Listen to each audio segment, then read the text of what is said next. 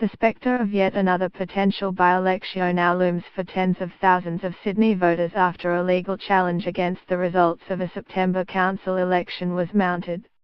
Fairfax media can reveal legal arguments against 3 elections to the new Georges River Council were submitted to the Civil and Administrative Tribunal on Friday. The action is being brought by resident Gregory Briscoe-Hock, whose past legal challenges have previously forced a by-election and resulted in other complaints being upheld by courts. Mr. Briscoe-Hock declined to comment but is believed to be arguing there were irregularities in the polls staging and also on information provided by candidates. Independent councillor Lou Koharski declared he was not a member of any political party on a candidate information statement that was part of his statutory declaration and nomination form. Yet documents obtained by Fairfax media show he is a paid-up member of the Liberals. That was just an error, 100%, Cr Koharski said, adding that he had put in a replacement form. But when later asked why no replacement was on the Electoral Commission's website, as with other candidates who had submitted amendments, Cr Koharski said, "As soon as I get that information to you, I'll get back to you." He later declined to comment. Fairfax media understands that Mr. Briscoe-Howe's case will rest on whether that and other alleged irregularities would have changed the election's outcome.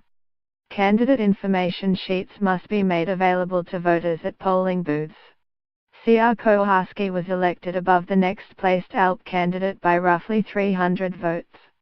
Controversial former Hurstville Mayor Con Hindi also ticked no on the same form on a section asking if he was a property developer, but did not respond to questions about his form. Last year, Fairfax media revealed Mr. Hindi repeatedly failed to comply with orders from his own council staff to remediate his own asbestos-contaminated property development site.